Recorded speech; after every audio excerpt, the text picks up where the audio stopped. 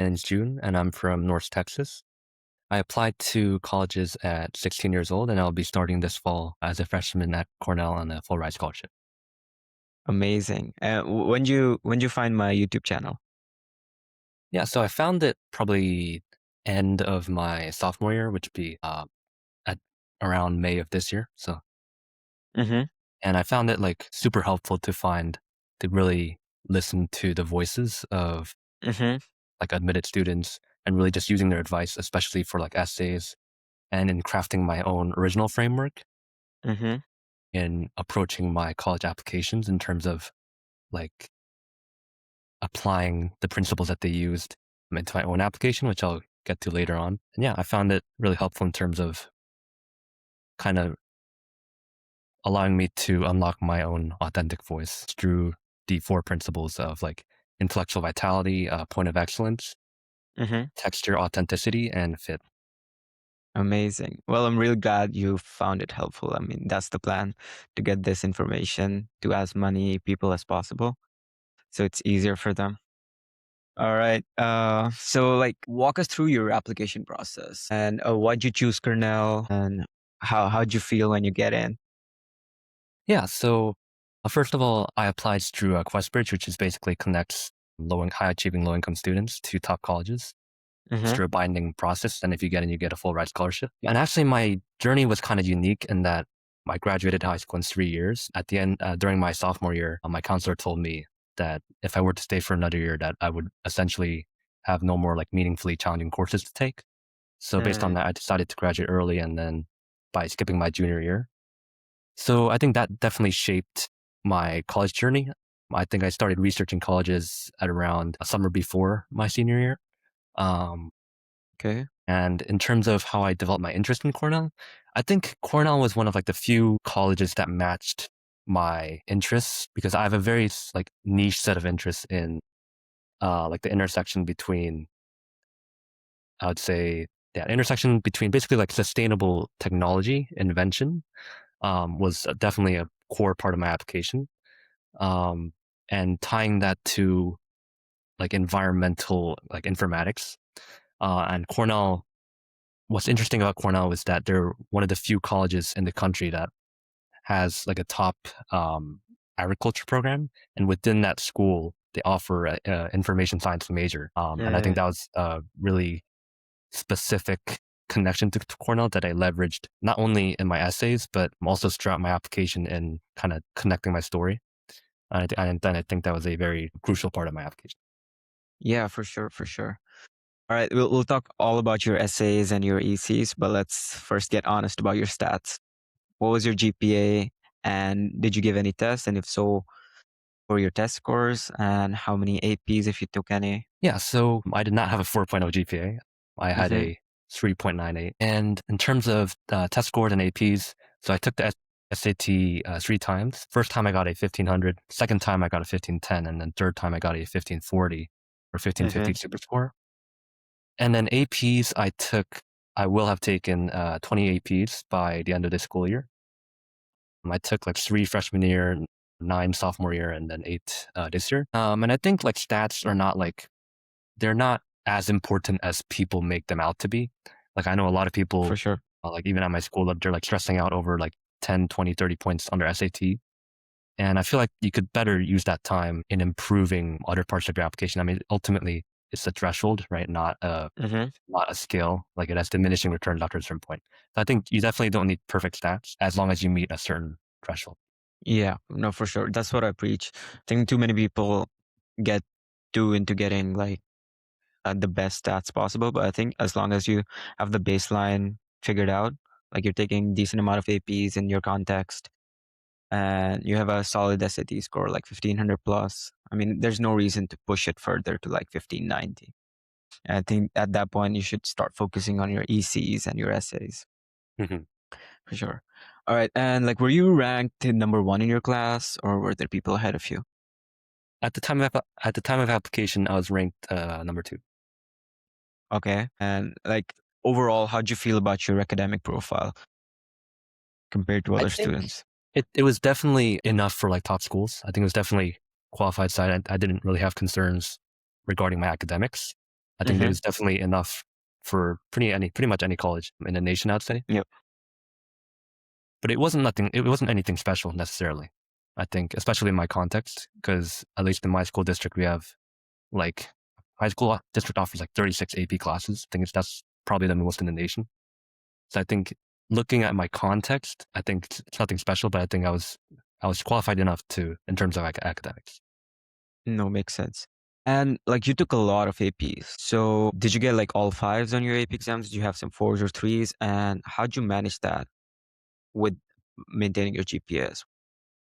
Yeah, so I believe I got 9 5s, and then 1 3, and then the rest would be fours. So I've taken 12 exams so far, I think. And in terms of managing, I had like a very like my my whole life is like mapped out on like Google Calendar, and I've like especially during like my sophomore year, it was like intense. Like I was taking like 9 AP classes. It was very challenging time management wise. So I really had to like crack down in terms of um, prioritizing what to study for, what assignments to get done, Mm, and yeah, I think there were very much times that was working like late into the night on the weekends as well. So I think definitely the most important thing is time management and make sure you've developed a system for yourself, whether that be on like Google Calendar or like just writing a to-do list of things to do. Um, and yeah, I think especially considering the fact that I was like an early graduate, basically I had mm-hmm. to condense like 2 years worth like of coursework into like one essentially. So I think that was yeah, that I think Yeah. that definitely teaches you a lot about time management and independence. No, for sure. And I think this is going to benefit you a lot in college as well. It's going to be much less rigorous considering what you've been through. But at the same time, there's social life and stuff like that. So I think this is a very good skill to Mhm. have to build it in high school. All right, let's move on to your ECs. So when did you really start focusing on building an extracurricular profile? I would say second semester of freshman year. Mm-hmm. I think definitely like my top extracurricular was basically I got the opportunity to work in the NASA Globe program, which is Mm-hmm. like a research program through my school. And basically, through that, I invented like an AI rover for outdoor air quality monitoring to essentially reduce air pollutants in school microclimates by sensing them and then transmitting that data to a mobile app. And I got the Okay. opportunity through my science fair, my school science fair program, to pilot the system in 4 Dallas schools, and in order to like decrease like PM 2.5 air pollutants in those schools' microclimates. And I got the opportunity to use that rover data to publish a paper, present it at the state science fair, and um, as well as using that data to advocate for more fair atmospheric safety policies and LSISD to school district officials. So I think that was definitely my most impactful EC that I've Mm-hmm. developed over the longest period of time. Sure. And yeah, I think my biggest tip for ECs is ties into my first principle is your point of excellence. And what that basically is like you need to have like an unusual skill or interest that you've Mm-hmm. developed over a Yeah. long period of time to an unusual degree, such that you look different from everyone else in the pool, right? So, and I think the primary way to do that would be through your activities, pursuing academic activities related to your point of excellence. And for me, that was sustainable technologies for Mm-hmm. environmental justice. And I did that not only through my work in my ECs and helping like like income communities, especially Mm-hmm. in urban areas affected by like atmospheric pollutants, Mm-hmm. but also kind of using that for like policy implications and through my later work in like agricultural technology, which leads to my second EC actually. It's basically I created like a machine learning app to help Mm-hmm. vineyards and orchards respond to crop threats without sensors. And what that means was I basically helped like connected with 4 wine growers in across California and Texas virtually. And I helped them use like satellite imagery and satellite data to reduce smoke taint during the California wildfires this year, Mm. as well Oh, as help okay. like citrus and avocado farmers overcome like saltwater intrusion. And Mm-hmm. I think I used that actually to help advocate for a new agribusiness course in my school district So we could expand like agricultural education and like petition like the superintendent and school board as well. So I think definitely you don't need more than like one or two top activities. But I I know think, you need yeah, more to like, make application. Yeah. yeah, what you did was extremely impactful, I think. That's why it worked out. So tell me a little bit more about the second activity. How'd you get access to those farmers, and how'd you Yeah. connect? So primarily I cold emailed. Mm-hmm. Like I remember like cold emailing up to like 75 plus emails. And I think Mm-hmm. of those, like 16 or 15 of them responded. And then based on that, we were able to set up like a system of like through Zoom meetings and through Mm. asynchronously, basically transmitting the data through my application in order to integrate with their existing technologies that they used. Yeah, I think opportunities are just cold emails away. I think you just gotta start knocking doors for whoever's watching, and Mhm. they feel like helpless or something in their junior year. Uh, okay, what other activities did you have, or were they like very different from this? Do you think like your activities were scattered? I think, although I think my activities were scattered to some extent, but I was Mm-hmm. able to find like a common thread connecting them. So, Mm. for example, one of the other activities I did was I led my school's science fair and research program, or in order to like mentor people who were conducting their own independent research projects for like science fair competitions and research competitions. And I think I was able to connect that to my other activities, which are more focused on like environmental technology, Mm. because I was able to kind of find different connections between different disciplines when I was mentoring in order to help them achieve the best results. Mm-hmm. And another thing I did was through my science fair, I basically helped engineer like drones, like drone geosensing Okay. at SMU over this past summer in order to map like urban food deserts in Dallas. And we Mm-hmm. presented that in a final symposium to like SMU faculty. And I think even though that's like inherently like a technological like activity, it definitely had like environmental applications, and that was like a common thread throughout my application. So I was able to find like these different connections, even though my activities, you could say, were kind of scattered. Mm-hmm. Makes sense. I think as long as you have a couple of impactful activities, the rest of the activities can just be there to give you flavor and humanity. Okay. Would you be able to like read one of your activity description just to give the viewer some context on how to write good activity descriptions? Yeah. Okay. So for my NASA activity, I said invented low-cost AI rover to help reduce PM 2.5 air pollutants in four Mm-hmm. Dallas schools for 2K students.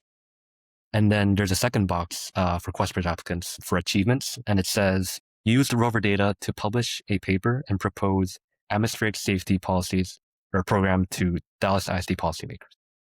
Amazing. Yeah, I think that this is a very good activity description just because you use a lot of action verbs, you use numbers to show impact instead of just writing something Mhm. very generic.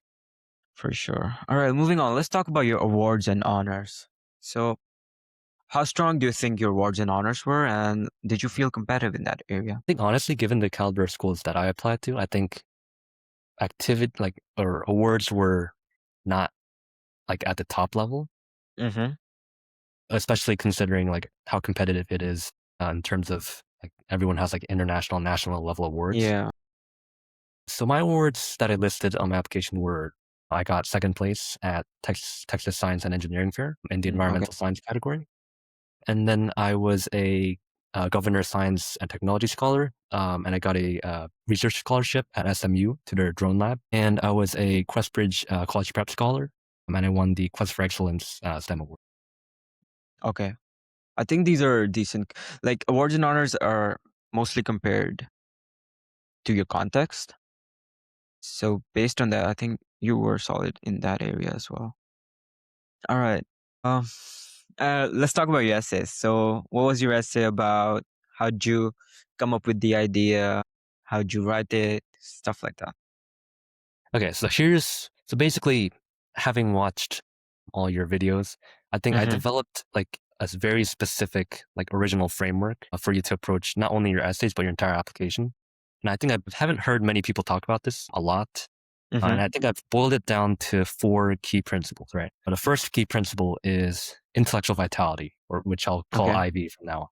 So I think admissions officers are like, they're like skeptical, like talent scouts for professors, right? They're Yeah. looking for people who genuinely love learning and for like scholars who have like this palpable like academic energy, erudition, and unusual thoughtfulness, right? And I think not something that not a lot of people do in their essays is show their IV by writing about like academic subjects you find important to you and that you want to study, and by like tying together unrelated ideas and by writing about like specific novel topics. I Mm. think most often like personal essays fall short because what people think of when people say like personal essays, it has to be like a personal experience, or it has to be something like personal, like talking about your family or talking about your culture, which you can do effectively. But I think it's going to be a lot more competitive in the personal qualities category than in the intellectual qualities category.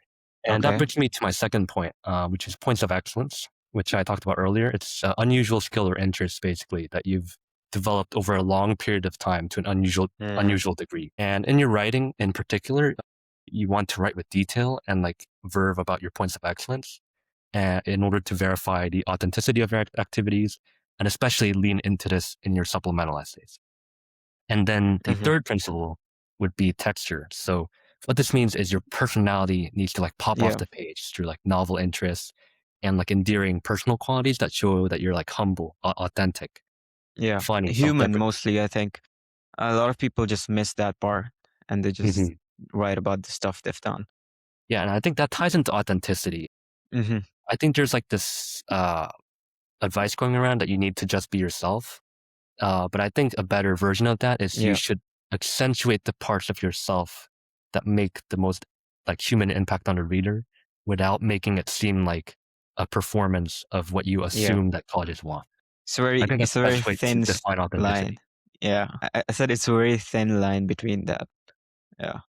Yeah, and then you need to be very delicate in that balance, I think. And then Okay. finally, the final principle before I get to my essays would be fit. Fit, that's basically making sure that you align your values with that of the colleges. And I think you need to ask yourself two essential questions here. That being like, what would you gain by them admitting you to their campus? And how would you use their resources? But more importantly, like what would they gain by admitting you? Right. So Yeah. I think that's definitely a core aspect of fit. So for example, for one of my topical essays, I put all these principles together and I Mm-hmm. basically wrote about my favorite painting and how that Mm-hmm. interest developed growing up, like visiting the Dallas Museum of Art. And Mm. basically, I analyzed the painting to where it was talking about like a critique of manifest destiny. And I talked about how I thought that portrayed like environmental nostalgia, like nostalgia about your environment being destroyed over time and kind of longing for what your environment used to be. And that concept was called solastalgia. It's like an Australian philosophy. It's basically Mm-hmm. grief caused by environmental destruction. Mm. And then I basically tied that to a personal experience, like seeing like the picket fires, like they scorched Napa Valley this August. Yeah. And I watched the same environmental nostalgia take root in like wine growers who faced losing their vineyards. So I basically talked about how I took action on that using satellite imagery and machine learning models to help them provide data to make sure they could like pick grapes that were ripe enough Mm. in order to allow them to harvest their crops overnight. So basically, I talked about that and the process of using the artistic issues that people of the past portrayed through their paintings and their art, and then kind of using that as inspiration for like technologies of my own. Okay. No, makes sense. Yeah. Now let's talk about like if you had to give like one tip for someone who does not know what they're talking about, like who does not know what they want to write about, what would you say to them? I would say talk about what you like. Like talk about ideas that you like, experiences that you have that you like, any Mm-hmm. specific interests that you like, or like books or media. Like for example, I know like I talked about from Outer Essay, I talked about like a book that I liked. About it was like it was called in Entangled Life by Merlin Sheldrake, and it talked about basically how trees communicate using a network of fungal roots. And Yeah. then I talked about how they distribute resources using that network. And then I related that to like, what if like the Soviet Union used that kind of resource distribution method that was more equitable? Like, could that have prevented the collapse of the Soviet Union? So basically, like feel free to be like super creative and like super Yeah. like even like kind of nonsensical. I feel like Mm-hmm. that shows that you're kind of like daring and you have moxie and that you have intellectual vitality. and it also adds to your personality as well. Because I would not think that many people would do that kind of thing. Amazing. All right. Let's talk about the college selection strategy. So I guess like many students don't have college they're truly passionate about. They just like some schools and then apply everywhere based on vague inclinations. So how did you choose college? How did you choose your college? And what would you say to someone who's in this process, right? Honestly, I think I made that exact mistake. Like for example, like I applied to like Harvard and MIT, Mm-hmm. but honestly, I had no reason why I applied. Like the only reason, honestly, that I applied was because of prestige. So I think Mm-hmm. like even like three of my friends, they're doing like Harvard REA. Mm-hmm. So I think that kind of goes to show probably that a lot of people don't Yeah. necessarily know why they're applying to top schools. They just apply for the sake of applying to see if they Yeah. get it. And I think in order to mitigate that, I think you need to kind of ask yourself, what is my specific reason for applying to this college and how does it fit my goals and aspirations and interests? So for example, like I didn't even notice until like a few days ago, but my essay about that painting, I think it establishes like great fit with Cornell since they literally have a museum on campus next to Mm, their top agriculture school in the country. And they're also the only land grant Ivy that works with actual vineyards on campus. So I think I didn't even know that okay. when I was applying, but I think that definitely helped me uh, in establishing fit. And I think you need to ask yourself that um, and how that college would benefit you and how your college would be benefited by having you on campus. I think you summed it up really nicely. Thank you so much for your time. Do you have any last words before we hop off the call? Yeah, I would say just don't stress. Like I mean, I know it was a very stressful period, at least for me in these last 2 years. I think there's so much like Mm-hmm. Yeah. jealousy and comparison and a kind of like mental anguish just covertly seeped into this whole process. And I think you need to maintain like your mental health. I know I was kind of like feeling down, like just Yeah. around November because I thought I was going to get rejected by every college. Um, but I think if you maintain your mental state, and kind of hold your head up high and just write about the things that you love, write about what brings you joy. I think ultimately you won't have any regrets if you do that. Amazing. Thank you so much for your time. I think it's going to be immensely helpful for students who are going to be applying next year in the coming years. And yeah, Yeah, I thank you so much. had a great time having you. It felt really good to kind of give back because I know I was a senior or rising senior watching these even like up to like a couple months ago. So I think definitely thank you for your time.